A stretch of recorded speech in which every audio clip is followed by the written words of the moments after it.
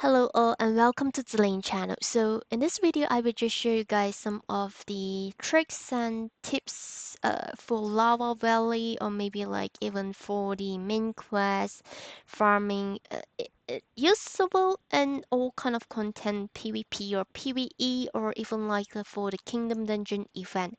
So one of the thing that you have to know is that if you see the auto button on the bottom itself, if you click it for long enough, you will see that you can set up the auto battle distance here. So you can adjust like how far is the range that you would like to kill. So you will have the green item here.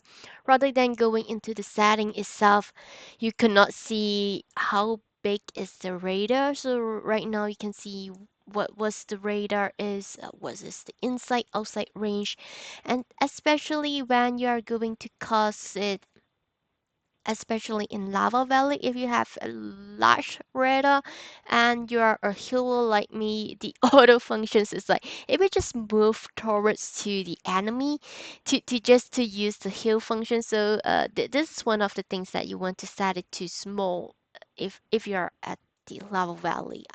That's what I think. And for the farming, you can just adjust for further expansions. If you are farming for gold, you can kill it first. You want to kill few more drops of the mobs. Yep, you can use this one here. Let me just readjust back to my size. And you can see auto battle counter outside of the range.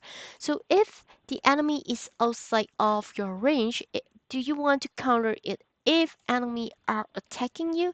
So you would like to turn this as on, because if you do not turn it on, then most probably it's just taking the attack from the enemy without countering it back. So this is something that you should turn it on during the Lava Valley.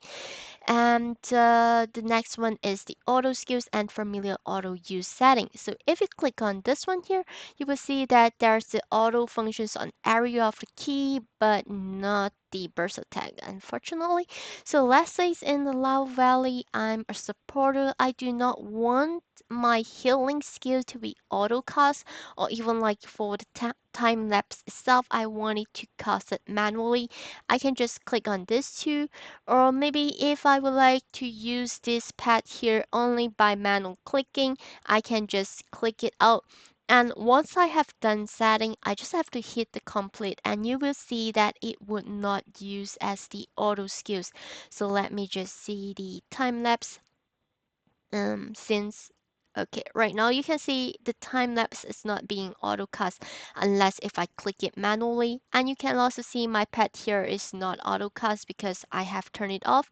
If you would like to turn it back on, you can just click it long enough and back to the screen here.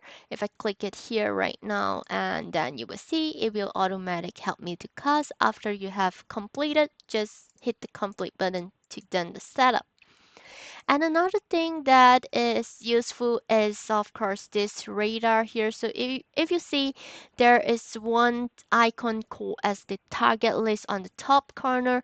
It's useful for aiming certain mobs, especially when you are clearing off the labyrinth, or maybe like in the relic war, or even like in the dungeon, or not dungeon but the kingdom defense. You would like to target a certain mobs. Let's say for the dungeon defense tier 3 itself, we have the Wyvern that kind of like a pusher that push towards to your tower. You would like to control that mobs. That's where you can click on it from here, rather than clicking it from the screen. If there's two packet, I mean the mobs are two packet, it's kind of hard to click on it to aim. So you can see whenever you aim on the mobs, there will be like an aiming functions, and you will see here there's the aiming on. If you do not want to aim on that mobs again, so you just have to re-click. So let me just click on one. You just have to click to turn it off, and or maybe reselect another different mobs there. So this target functions is really helpful. For Lava Valley right now, I think for 3% PvP, it's still easier for me to click on the player on the screen rather than clicking on the aim here. I did try yesterday, but it's kind of hard because for mobs itself, they are being set up to walk like in a sense of way. But for the player itself, it's kind of hard to see from this screen. And I would advise that what you can do with the lava valleys on the setting here. So if you see on da, da, da, da, da,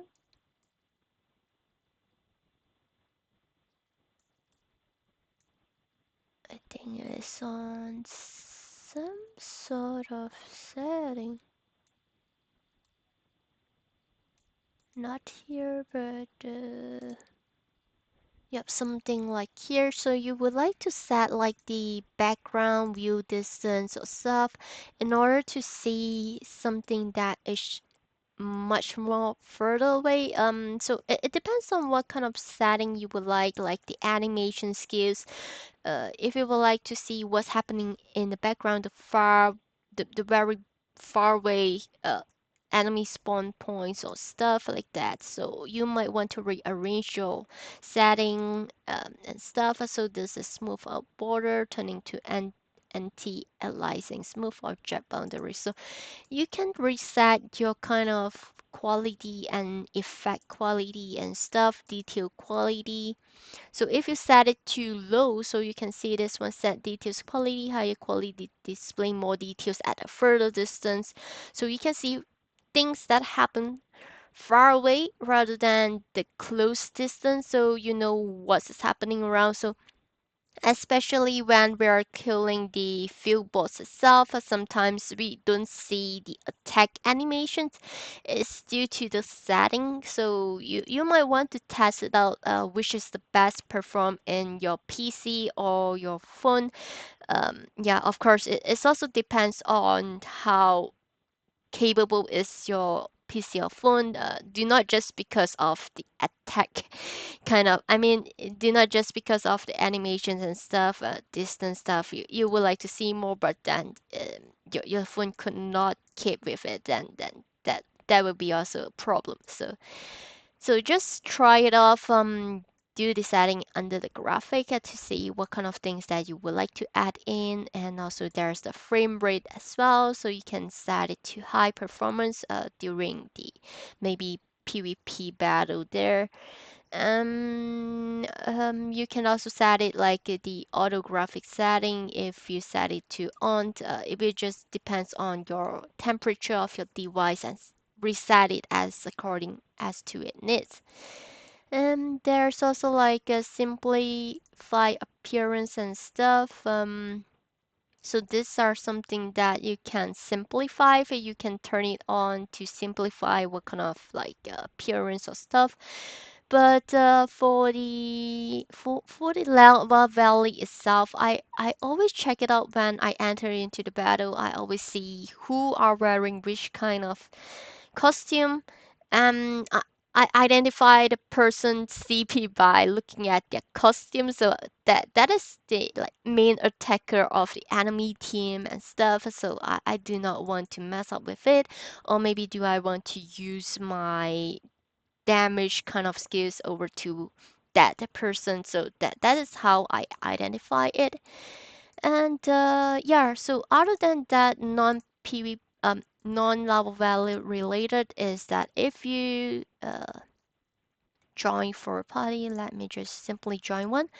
And if let's say it's for the relic war itself, one thing is that we all have passive skill, and one thing you would like to do is to not using the same passive skills as your uh, party members. So if you would like to know what kind of passive skills, you can click on this checkbox here so you know that what kind of passive skills is being equipped on your party member. So let's say right now this person here is using attack aura. So this is one of the skills that you can see right now. Two are using attack aura and my attack aura is better than this one here. So he might want to consider to use a different skills in this party skills. So the higher party skills will be applied. So no matter if you have two party that are using attack aura, it won't stack up. So it will only choose the highest buff range and applies to the whole party. So there is the case where you just want to make sure that utilize your passive. So maybe this one here, you can use another kind of passive in order to maximize the performance of the team. And I think that would be all for this video here. And yeah, I hope this is really helpful for you guys. And if you like this video, please hit the like button and subscribe for more upcoming content. Thanks for watching.